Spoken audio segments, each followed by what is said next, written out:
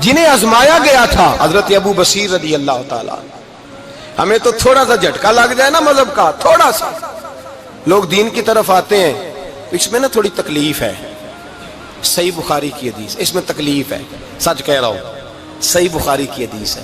ایک صحابی نے کہا تھا حضور میں آپ سے پیار کرتا ہوں. نبی پاک نے فرمایا اچھی طرح سوچ لے. سونے نہیں پیار ہے. فرمایا چل پھر سوچ لے. حضور بڑا پیار، میں سوچ لے. کہا محبوبہ بڑا پیار ہے. نبی پاک نے فرمایا پھر تیاری کر لے. جس طرح گہری جگہ پہ پانی تیزی سے آتا ہے تیری طرف مشکلات بھی تیزی سے آئیں گی، تیزی سے. یہ شہادت گاہ الفت میں قدم رکھنا. لوگ آسان سمجھتے ہیں مسلمان ہونا. ذرا اچھی طرح سوچ لے. جو مجھ سے محبت کا دعویٰ کرے گا اسے تکلیف ہے، بولو اسے تکلیف ہے. یہ پکی بات. جو محبت میں مخلص ہو وہ دیکھ لے میں آزمائش میں کتنا ہوں. تو اگر کوئی کہتا ہے نہیں مذہب میں جائیں گے تو موجیں لگ جائیں گی، تو یہ بات درست نہیں ہے. یہ تو بڑا مشکل کام ہے. یہ تو اس سے پوچھو نا جو اس منصب پہ ہے. یہ کٹھن مرحلہ ہے، کٹھن. یہ شہادت گاہ الفت میں قدم رکھنا. لوگ آسان سمجھتے ہیں مسلمان ہونا، روتا ہے فلک برسوں، پھر جا کے یہ حالات درست ہوتے ہیں. تو بھائی یاد رکھیں اور سمجھیں. حضرت ابو بصیر رضی اللہ تعالیٰ عنہ، نبی پاک صلی اللہ علیہ وسلم نے طے کر لیا کفار کے ساتھ. حدیبیہ کی جنگ ہوئی تو فرمایا اگر کوئی مسلمان مکے چلا جائے گا تو کافر کہنے لگے ہم واپس نہیں کریں گے، اور اگر کوئی کلمہ پڑھنے والا ستایا ہوا مسلمان مدینے آئے گا تو مسلمانوں کو واپس کرنا پڑے گا. مسلمان اپنا بندہ نہیں رکھ سکتے. اور مسلمانوں کا کوئی شخص غلطی سے بھی مکے چلا گیا تو مکے والے واپس نہیں کریں گے. حضرت ابو بصیر رضی اللہ تعالیٰ عنہ صحابی تھے. باپ نے، بھائی نے، محلے والوں نے قید کیا ہوا تھا کلمہ پڑھنے کی وجہ سے. پیروں میں زنجیریں تھیں، بیڑیاں تھیں. کسی طریقے سے جیل توڑ کے دوڑے مدینے پہنچے. کہتے ہیں رستے میں کسی آدمی کے ساتھ گھوڑے پہ کچھ دیر بیٹھا پھر پیدل چلا. صحابہ کہتے ہیں اتنا دردناک منظر بڑا کم ہم نے دیکھا.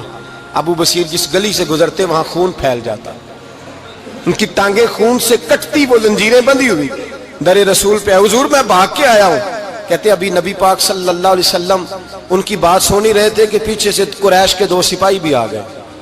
کہنے لگے یہ بھاگ کے آیا ہے اور آپ کا وعدہ تھا کہ آپ واپس کریں گے. چشم زدن میں ذرا سوچنا، چشم زدن میں تھوڑی دیر کے لیے غور کرنا کہ ہمیں ہمارا استاد، ہمارا پیر دھتکار دے کہ جا دوڑ جا، تو کہتے ہیں بسم اللہ جناب یہ جا رہے ہیں.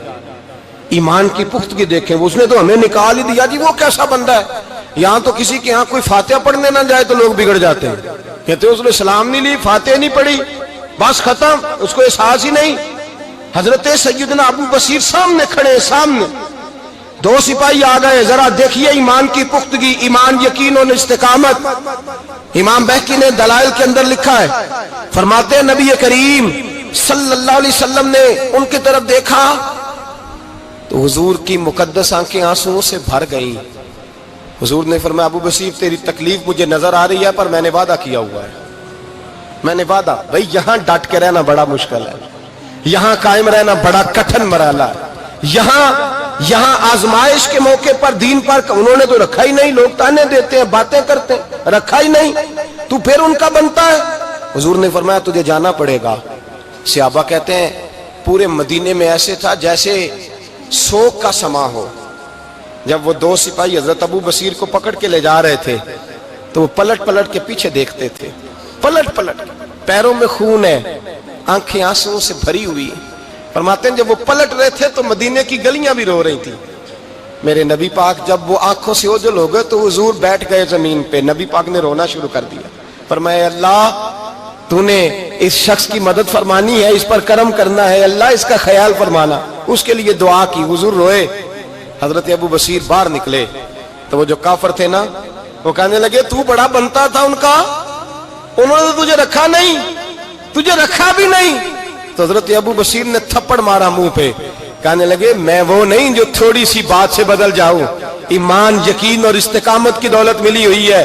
آپ فرمانے لگے میرا تو ایمان اور پختہ ہو گیا ہے کہ میرا نبی اپنے وعدوں کا بڑا پابند ہے، میرا رسول اپنے وعدوں کا بڑا پابند ہے. حضرت ابو بصیر کہتے ہیں مدینے کی سرحد گزر گئی تو میں نے کھینچی تلوار ان میں سے ایک سپاہی، اب آؤ میرے مقابلے میں جس نے آنا ہے. ایک کو مارا، دوسرا بھاگ گیا. فرماتے اب میں مکے جا نہیں سکتا تھا، جاؤں گا تو وہ زیادہ ماریں گے. مدینے حضور نے قبول نہ فرمایا.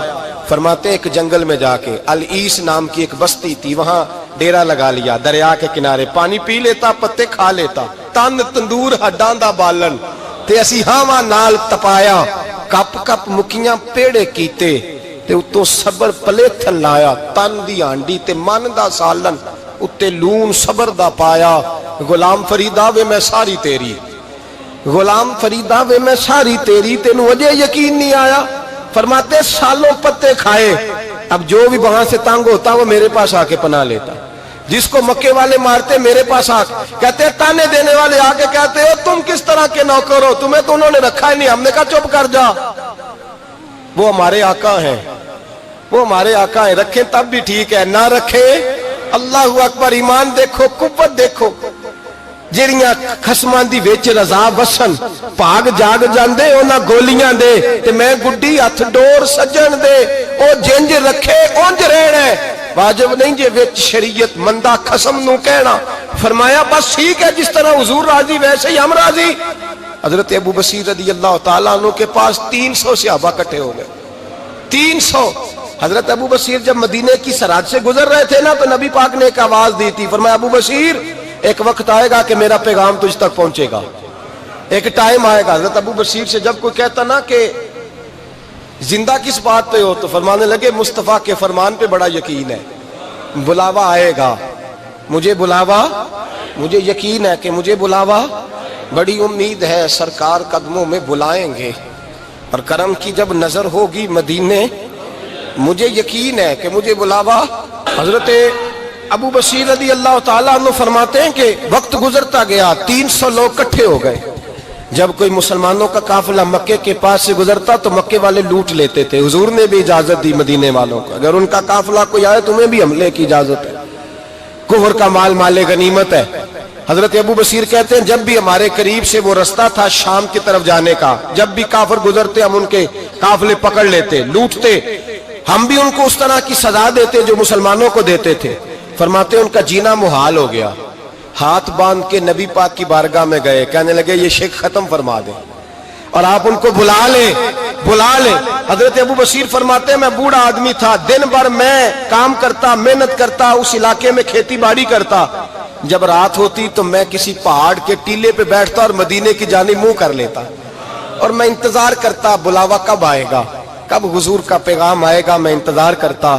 حضرت ابو بصیر رضی اللہ تعالیٰ عنہ بیمار ہو گئے، شدید بیمار، سخت بیمار تھے، تو قریش نے شیخ ختم کی۔ حضرت ابو ہریرہ کہتے ہیں نبی پاک نے 2 صحابہ کو رکا دیا، فرمایا جاؤ اسے جا کے کہو آ جائے، اسے کہو آ جائے۔ صحابہ کہتے ہیں ہم پہنچے تو ان کا آخری وقت چل رہا تھا، آخری ہجکیاں تھیں، ایمان اور یقین دیکھو، آخری ہجکیاں۔ لوگ کہتے ابو بصیر وقت آ گیا، وہ کہتے نہیں ابھی وقت نہیں آیا، وقت تب آئے گا جب نبی پاک کا بلاوا آئے گا۔ حضور کا وعدہ تھا وقت تب آئے گا جب میرے نبی کا بلاوا آئے گا، بھی بلاوا نہیں آیا تو ابو بصیر کا وقت بھی نہیں آیا۔ صحابہ کہتے ہم نے جا کے رکا تھمایا، اٹھنے کی بھی طاقت نہیں تھی، جب حضور کا رکا لیا نا تو دونوں یوں مٹھیاں بند کر لی، گویا جھوم جھوم کے نعرے لگانے لگے آؤ دیکھو میرے نبی کے وعدے کتنے سچے ہیں، آؤ دیکھو حضور کے وعدے، چومتے حضور کا نامہ، سر پہ رکھتے، سینے سے لگاتے، اور کہتے ہیں پھر بلند آواز سے کلمہ پڑھنے لگے، کہنے لگے حضور میں حاضر ہوا، یا رسول اللہ میں آیا، کہتے بلند آواز سے کلمہ پڑھا اور ان کی روح پرواز کر گئی، ان کی روح پرواز کر گئی۔ نبی رحمت صلی اللہ علیہ وسلم کے غلاموں کا یقین، اعتماد اتنے اعلیٰ درجے کا، کمزور مسلمان، دائیں بائیں دیکھتا مسلمان، کفر کے وعدوں پر اعتبار کرتا، یہودی عیسائی اور سکھ کے وعدوں پر اعتبار کرتا، دنیا دار ٹھگ اور چور کے وعدوں پر اعتبار کرتا، یہ رب کریم کے وعدے پر اعتبار نہیں کرتا، یہ اللہ رسول کے ساتھ اپنی توجہ کو مبذول نہیں کرتا۔ میرے رسول کریم سید عالم صلی اللہ علیہ وسلم کے غلاموں نے اعتماد کر کے، یقین کر کے ہمیں بتلایا ہے